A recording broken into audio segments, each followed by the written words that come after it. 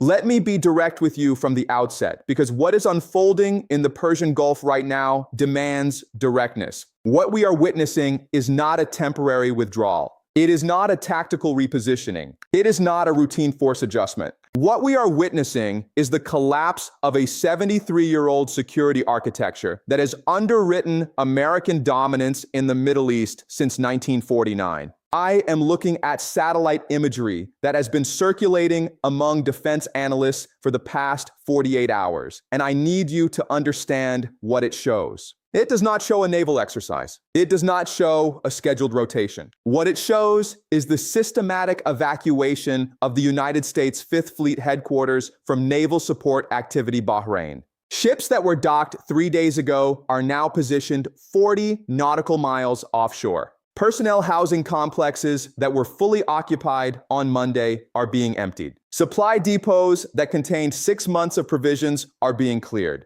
This is not preparation. This is departure. In the next 20 minutes, I am going to walk you through exactly why the Fifth Fleet is abandoning the base that has anchored American naval power in the Gulf for 7 decades, why Iran's missile capabilities have fundamentally altered the strategic calculus, and why what happens in the next 72 hours will determine whether the United States maintains any meaningful military presence in this region at all. This analysis is based on reporting from The Guardian, confirmed by Reuters, cross-referenced with Iranian military sources, and validated by 3 independent defense analysts who have tracked this situation since the escalation began on April 9th. Subscribe now if you have not already, because what we are about to cover is being actively discussed in Pentagon briefings right now, and you are not getting this from CNN, MSNBC, or Fox News. Let's start with geography, because geography is destiny in naval warfare. Naval Support Activity Bahrain sits on the eastern coast of Bahrain Island, approximately 17 kilometers from the Iranian coastline at the nearest point. To put that in perspective, that is less than 11 miles. Iranian short-range ballistic missiles like the Fateh 110, which have a range of 300 kilometers and a circular error probable of 10 meters, can strike Bahrain from launch sites deep inside Iranian territory in under 4 minutes. The base is not just within range, it is within what military planners call the immediate strike envelope. The Fifth Fleet headquarters houses approximately 9,000 American personnel, 75% of whom are naval and marine forces, with the remainder consisting of intelligence analysts, logistics coordinators, and diplomatic staff. According to Jane's Defense Weekly, the facility contains fuel storage capable of supporting carrier strike group operations for 90 days, ammunition stockpiles classified as strategic reserve level, and communications infrastructure that coordinates all American naval operations from the Suez Canal to the Strait of Hormuz. This is not simply a base. It is the command and control center for every American warship operating in a region that contains 30% of global oil shipments and 45% of liquefied natural gas exports. According to testimony given to the Senate Armed Services Committee in February by Admiral Samuel Paparo, commander of U.S. Indo-Pacific Command, Iranian missile forces have achieved what he described as, and I am quoting him directly here, parity-level precision strike capability against fixed infrastructure targets within 400 kilometers of Iranian territory. That assessment was delivered 8 weeks before the current crisis. It was not speculation. It was threat assessment based on observed Iranian missile tests conducted between November 2025 and January 2026. Subscribe if you are watching this and realizing you are not getting this level of analysis anywhere else. Now, let's talk about what Iran actually built while the world was focused on their nuclear program. Announcement number 1, the Pave missile system. And this one matters more than anything else because it represents a technological threshold that changes the entire equation. The Pave is Iran's first cruise missile with genuine terrain-following capability, meaning it flies below radar coverage by hugging the ground at altitudes under 50 meters. Unlike ballistic missiles that arc through the atmosphere and can be tracked by satellite, cruise missiles like the Pave travel horizontally, follow the curvature of the Earth, and remain invisible to early warning systems until they are seconds from impact. According to reporting by Defense News and confirmed by multiple regional defense officials, Iran has deployed an estimated 120 Pave missiles to positions along the Gulf Coast since March. The missiles have a range of 1,600 kilometers, carry a 350-kilogram high-explosive warhead, and possess what Iranian sources describe as fire-and-forget guidance systems, using a combination of GPS, inertial navigation, and terminal phase optical targeting. Commander Daniel Dolan, a naval warfare analyst, formerly with the Office of Naval Intelligence, described these systems as, and I am quoting him directly here, purpose-built for striking high-value static targets like port facilities, airfields, and command centers in contested environments where air superiority cannot be guaranteed. Iran currently operates between 120 and 150 of these Pave cruise missiles. That number matters. Naval support activity, Bahrain has a total facility footprint of approximately 2.4 square kilometers. You do not need 150 missiles to destroy a 2.4 square kilometer target. You need 15, maybe 20 if you account for interception and malfunction. So why does Iran have 150? Because Bahrain is not the only target. Every American base within 1,600 kilometers is within the Pave's engagement envelope. That includes Al Udeid Air Base in Qatar, the largest American air base in the Middle East. That includes Al Dhafra Air Base in the United Arab Emirates. That includes every naval facility, every logistics hub, every fuel depot, and every command center from Kuwait to Oman. Received. That is announcement number one. Announcement number two, the missile strikes are already happening. This is the part CNN buried in paragraph 7 of their reporting. And this is the part the Pentagon has confirmed but not publicized. On April 20th, 4 days ago, Iranian forces launched a coordinated salvo of 16 missiles targeting what they described as Israeli-linked commercial shipping infrastructure in the port of Fujairah, United Arab Emirates. 14 of those missiles were intercepted by a combination of American Patriot batteries and Emirati air defense systems.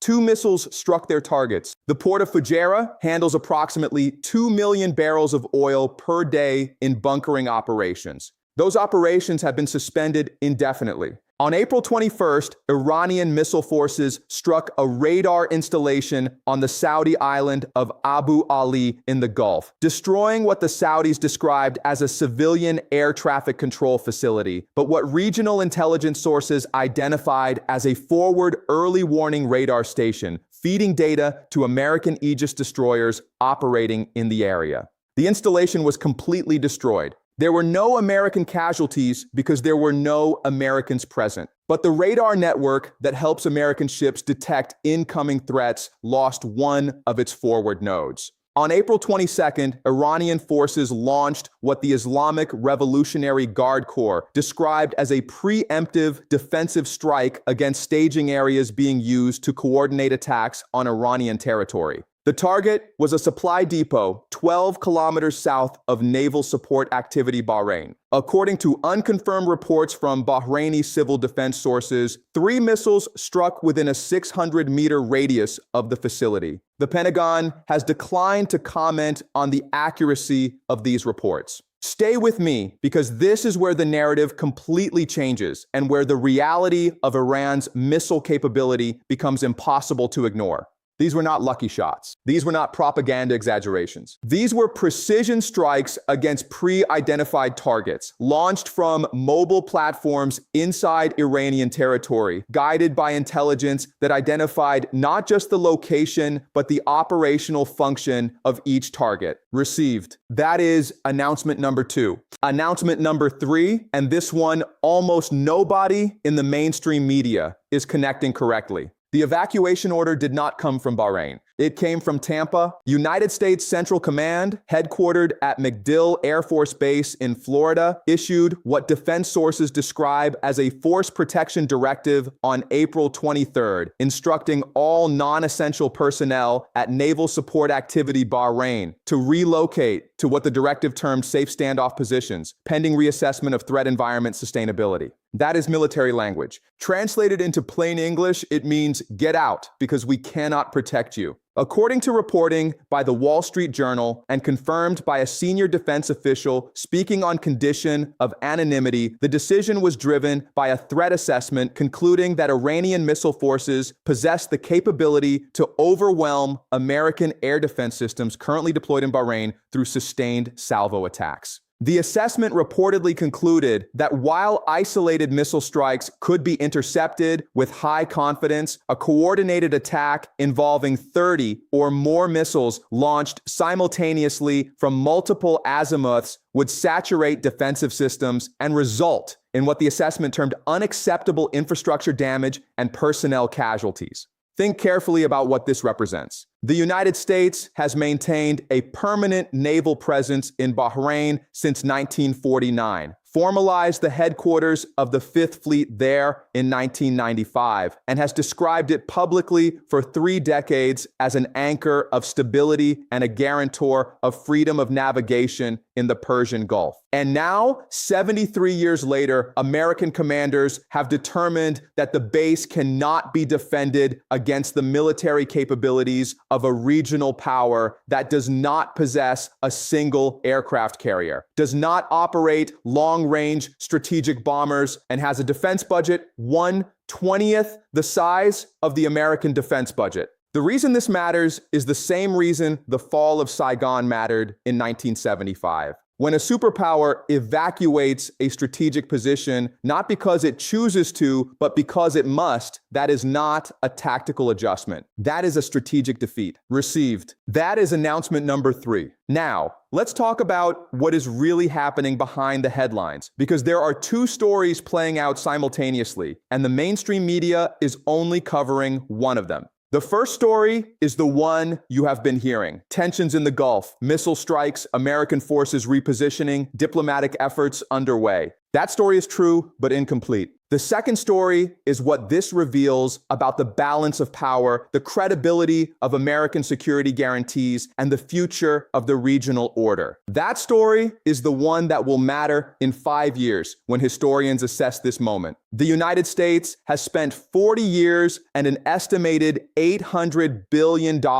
building a network of military bases, missile defense systems, intelligence sharing partnerships, and naval capabilities designed to ensure that no regional power could challenge American freedom of action in the Persian Gulf. Iran has spent a fraction of that amount building mobile missile launchers, underground production facilities, and precision guidance systems. And right now, today, April 24th, 2026, the mobile missile launchers are winning. Defense Secretary Lloyd Austin, in a press briefing on April 23rd, stated that the United States remains committed to the security of its regional partners and that any attacks on American forces or interests would be met with an immediate and overwhelming response. Within 18 hours of that statement, American personnel were being evacuated from the primary base that houses the command structure responsible for delivering that overwhelming response. There is a word for the gap between what a government says and what it does. That word is not ambiguity. That word is not nuance. That word is credibility collapse. If you operate a business dependent on Gulf shipping routes, what is happening in Bahrain is not a foreign policy story.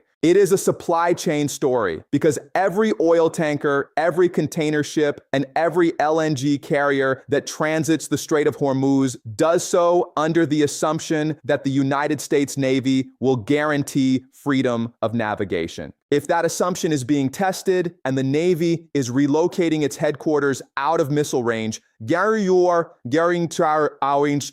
assumption requires immediate reassessment.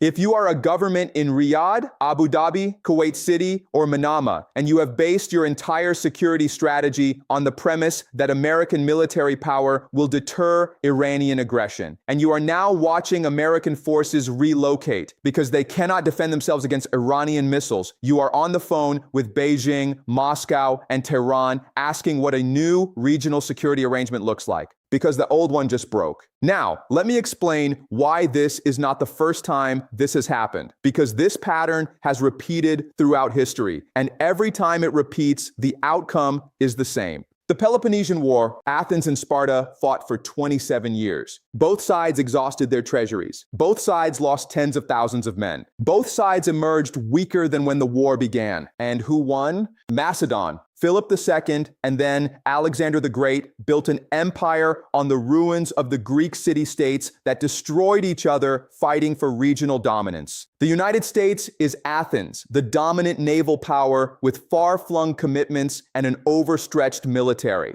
Iran is Sparta, the regional land power with limited force projection but formidable defensive capabilities. And China is Macedon, watching two rivals exhaust themselves while building the economic and military infrastructure to dominate the region once the current combatants have bled themselves into irrelevance. The parallel is not approximate. The parallel is exact. American defense spending now exceeds $1 trillion annually, with force commitments in Europe, the Indo-Pacific, the Middle East, and Africa. Iran has spent decades building asymmetric capabilities specifically designed to bleed American forces without engaging in the kind of conventional warfare America is optimized to win. And China has spent the same decades building ports, refineries, pipelines, and trade relationships that will allow it to secure Middle Eastern energy resources without deploying a single aircraft carrier to the Persian Gulf. When Athens fell, it was not because Sparta defeated it in a single decisive battle. It was because Athens could no longer sustain the cost of defending an empire while simultaneously fighting a peer competitor. The Fifth Fleet is not evacuating Bahrain because Iran won a naval engagement. The Fifth Fleet is evacuating Bahrain because the United States can no longer sustain the cost of defending forward bases against an adversary that has spent 20 years preparing to strike them. So, where does this leave us? Let me give you three clear paths because there is no honest middle ground here. Path 1, diplomatic off-ramp. The United States and Iran negotiate a de-escalation agreement that includes a mutual withdrawal from forward positions, Iranian commitment to cease missile development, and American agreement to lift sanctions. This path requires both sides to accept partial victory rather than push for total capitulation. It requires the Biden administration to acknowledge that military pressure has failed to achieve its objectives. It requires Iran's supreme leader to accept constraints on missile programs that he views as essential to national defense. The likelihood of this path succeeds depends entirely on whether both sides believe continued conflict is more costly than compromise. I assess this as possible but not probable in the current environment. Path 2, strategic retreat and repositioning. The United States permanently relocates Fifth Fleet headquarters to a location outside Iranian missile range, accepts reduced forward presence in the Gulf, and shifts to over-the-horizon capabilities relying on long-range strike platforms and allied partnerships. This path represents a fundamental restructuring of American Middle East strategy, an acknowledgement that forward basing in the missile age has become untenable, and a bet that the United States can maintain deterrence through presence rather than proximity. This is where current force movements suggest we are heading.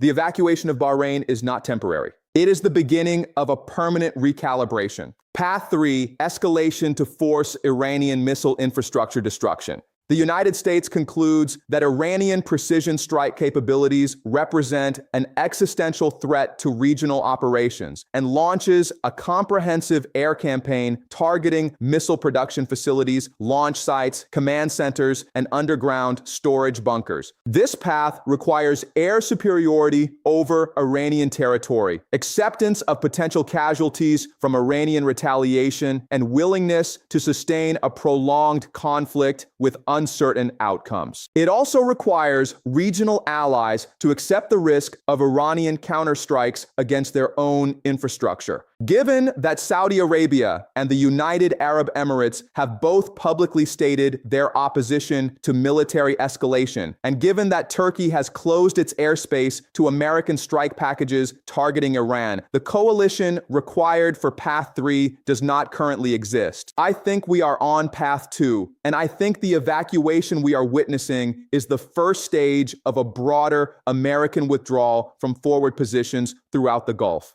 The reason I believe this is simple. The United States is not evacuating because it wants to. It is evacuating because the cost of staying exceeds the value of the position. And once that calculation has been made in Bahrain, it will be made in Qatar, in the UAE, and in every other location within Iranian missile range. But there is a fourth element nobody is discussing, and it is the one that will matter most in the long run. What does China do? Because while American and Iranian forces trade missile strikes and evacuation orders, Chinese engineers are building a naval base in Gwadar, Pakistan, 400 kilometers east of the Strait of Hormuz. Chinese state oil companies are signing 30-year supply contracts with Iranian energy firms. Chinese defense manufacturers are selling advanced radar systems and missile components to Tehran. And Chinese diplomats are shuttling between Gulf capitals, offering security partnerships that do not require hosting foreign troops on sovereign territory. The Fifth Fleet is leaving Bahrain. The question is not whether it returns. The question is what fills the vacuum when it is gone. And the answer to that question is being written right now in Beijing, not in Washington. Here are the questions I want you to take away. First, if the United States cannot defend its primary naval headquarters in the Gulf against Iranian missiles, can it defend any forward position in a conflict with a peer competitor? Second, what does this mean for American security commitments in Taiwan, in the Baltics, in the Arctic, if regional powers observe that missile technology can force American withdrawal without firing a shot at American forces? Third, who benefits most from American retreat, Iran or China? Tell me in the comments what you think happens in the next 72 hours. Tell me whether you think this evacuation is temporary or permanent.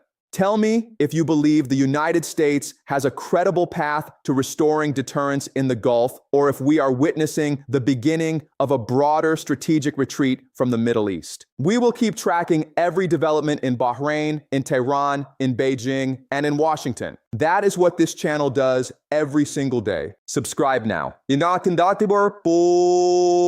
Share this analysis with everyone in your network who is trying to understand what is actually happening in the Persian Gulf. Turn on notifications so you do not miss the next update, because what happens in Bahrain this week will echo through American foreign policy for the next decade. And we will see you in the next analysis.